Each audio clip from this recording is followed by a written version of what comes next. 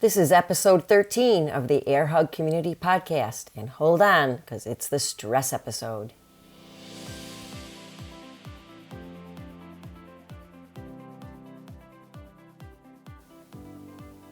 You're listening to the Air Hug Community Podcast. I'm your host, Judy Arizosa. And on this podcast, I bring you conversations and stories from guests and myself that inspire us to thrive on a higher level. We talk about things like relationships and habits for optimal health and how we see the world. Whether you are a mother or an other, the Air Hug community is here to help you realize that improving the lives of others will boomerang back to you exponentially. And remember, not to be too serious. Life is better with a daily dose of smiles and air hugs.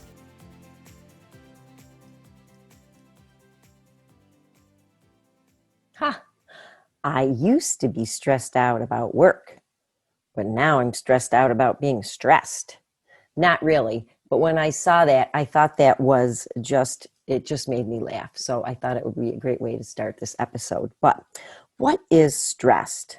So most recently, as recent as 1936, stress was coined as the non-specific response of the body to any demand for change.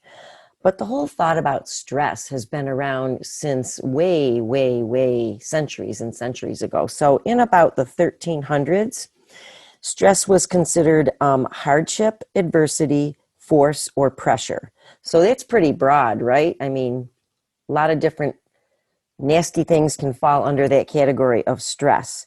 And then from the old French language, distress is what they say stress actually comes from, the word. And so it's in a restraint, an affliction, a narrowness, or something that hinders. So another way of looking at it is anguish, grief, pain and suffering of the body or the mind. That's probably the most comprehensive, right? Anguish or grief, pain or suffering of the body or mind. So it's interesting in more recent times, there's been a separation of the terms of stress back into distress from the old days and eustress, which is spelled eustress. And eustress is considered moderate or normal psychological stress, which is beneficial to the person who's having it. Whereas distress is more of the negative stress that most people are familiar with.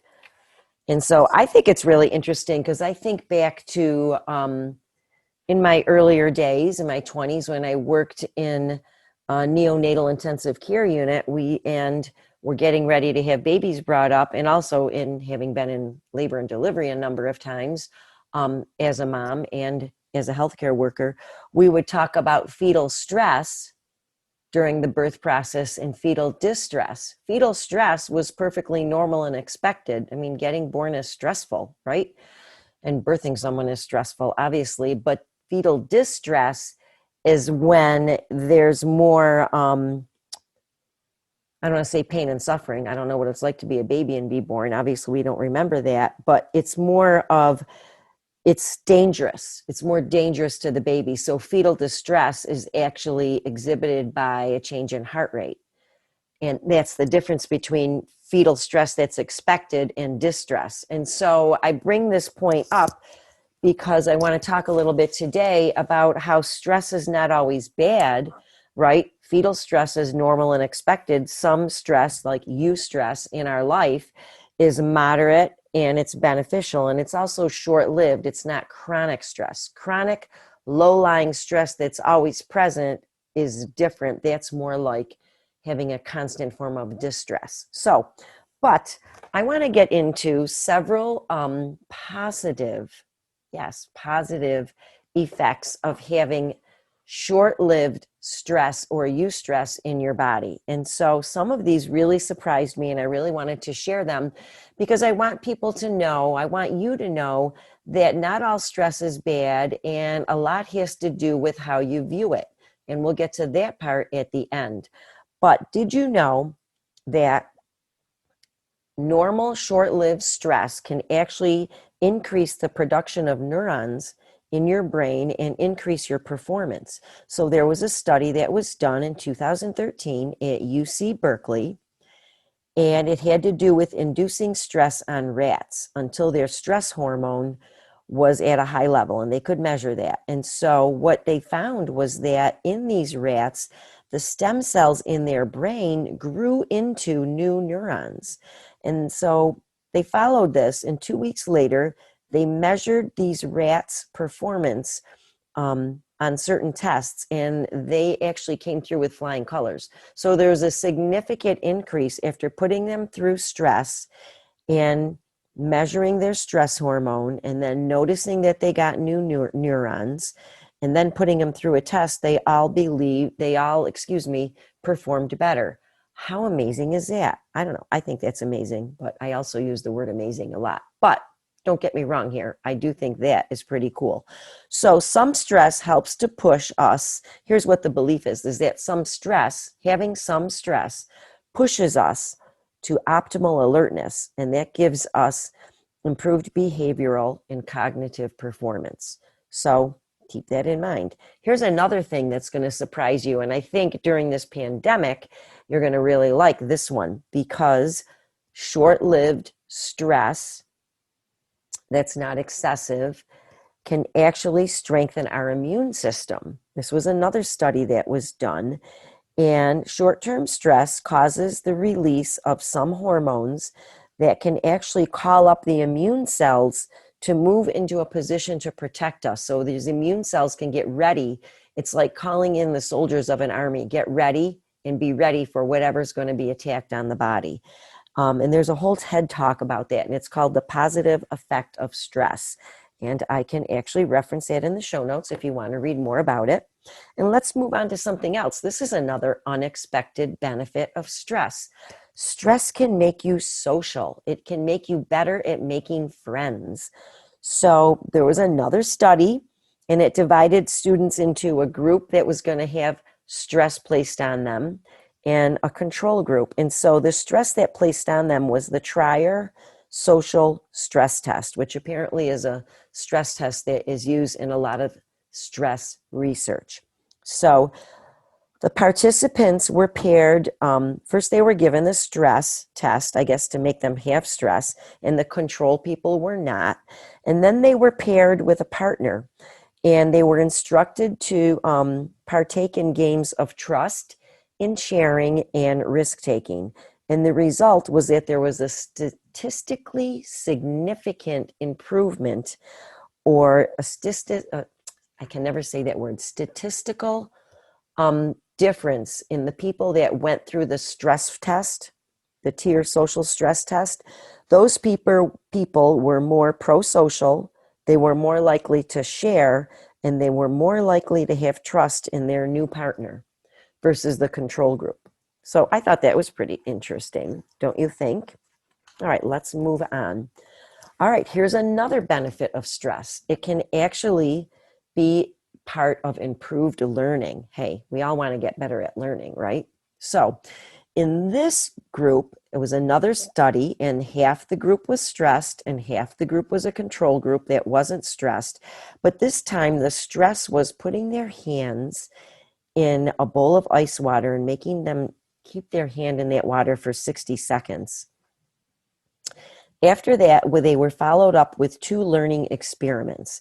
And what they found, again, statistically significant, was that the stress group performed better than the control group. I don't know about putting my hand in ice water for 60 seconds. I would not volunteer for that part of the study. So put me in the control group. Anyways, here's another benefit of stress. And this is a nice one for those of us who are getting on in age. And I'm not calling myself old, but as we get older, we do worry about losing our memory, right? So this study was out of the University of Buffalo in 2009, and it found that stress may actually improve memory. So this was done on rats. I know you can't really correlate, but I still found it interesting enough that I wanted to share it with you here today. So some of these rats, they forced to do a 20-minute swim. And then the other group of rats, they left on dry land. So 28 hours later, don't ask me why they picked 28 hours, but they put these rats through a maze. And what they found, that the rats that had to swim for 20 minutes, that was their stress test, performed much better at getting through the maze with fewer mistakes than the rats that remained on dry land and were left alone. So another study in New Mexico studied students, and this is interesting. All of the students were first asked to look at these nearly identical images that would pass by rapidly, and they were asked very quickly to differentiate between them, and it would go through very quickly. All right. Then they did versions of a test after and before the situation that caused their cortisol to spike. So they would, I don't know how they raised their cortisol, but cortisol is a stress hormone. So they initiated some type of a stress response in these people. And then they gave them a similar test. Again, images that they had to differentiate, but not the same images.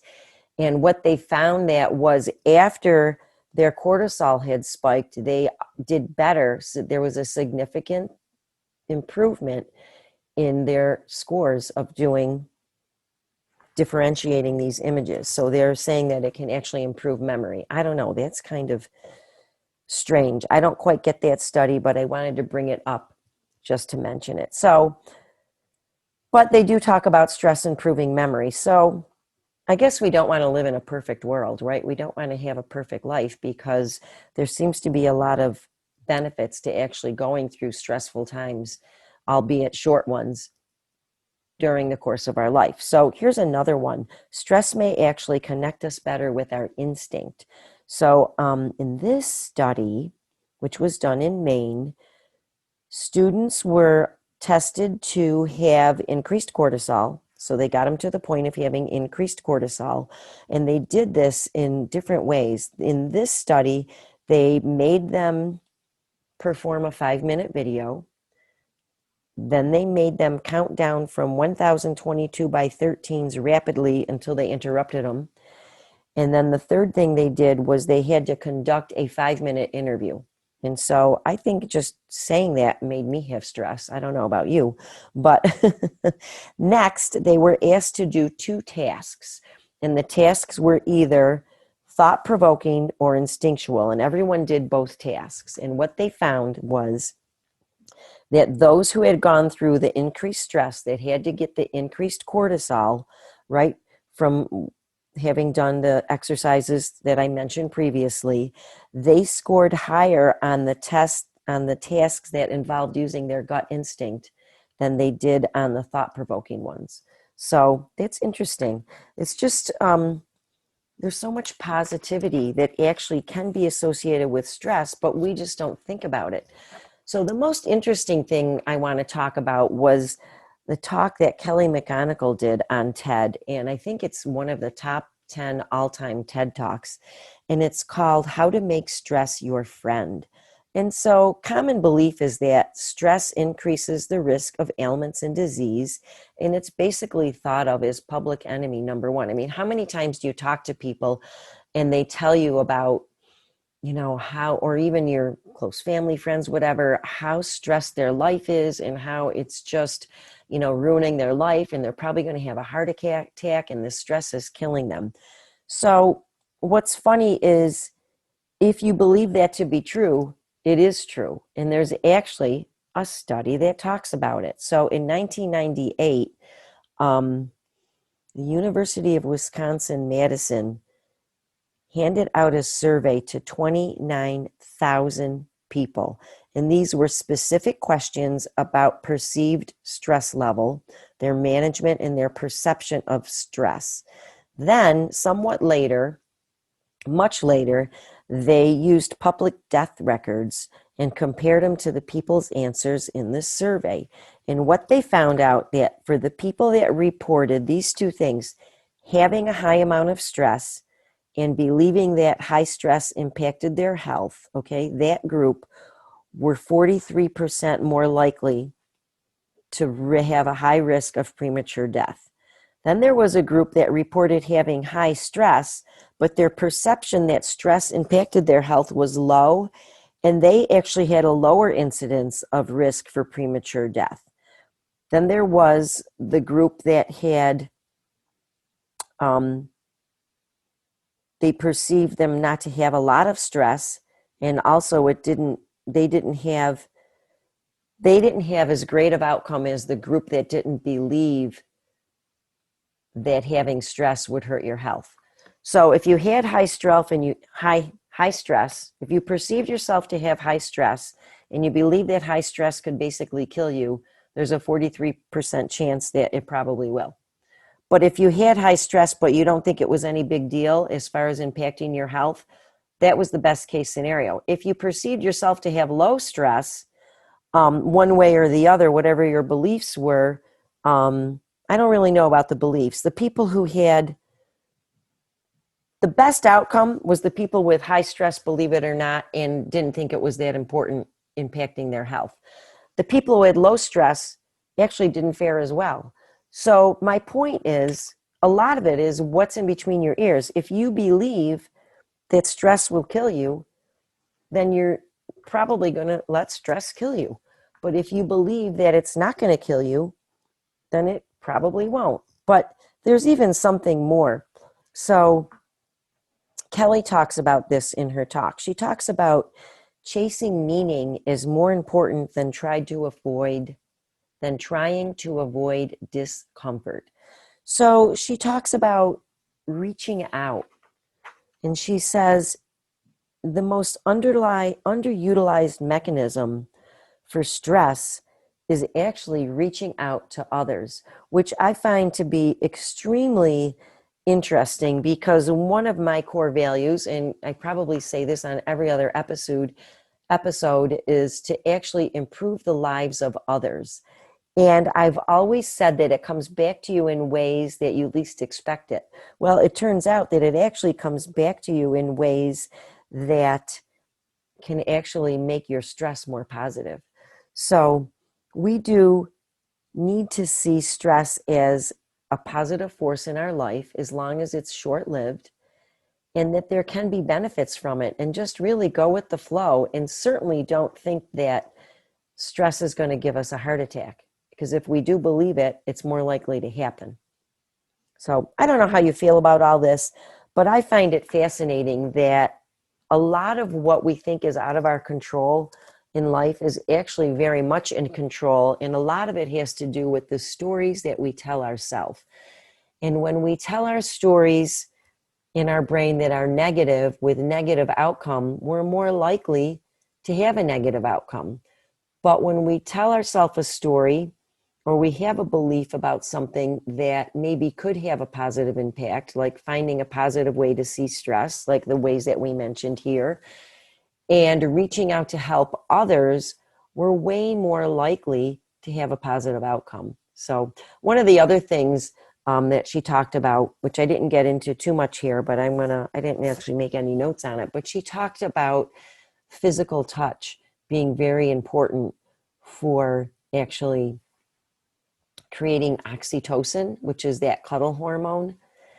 And so just reaching out to others, whether it be physically, and especially now in this pandemic, there's not a lot of physical things, but there can also be conversations and reaching out to others and showing other people that you care, and just lending an ear when people need it, or even if you don't know if they need it, but just putting up the offer, or just getting on the phone and saying hello. During the first 12 weeks of COVID, I made it a point to call someone every day.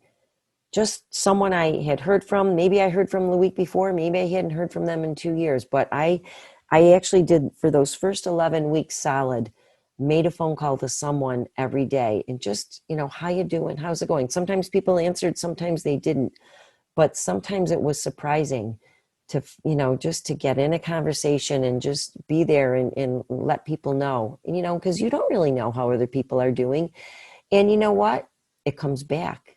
It always comes back. And it can actually take your stress and turn it into something positive.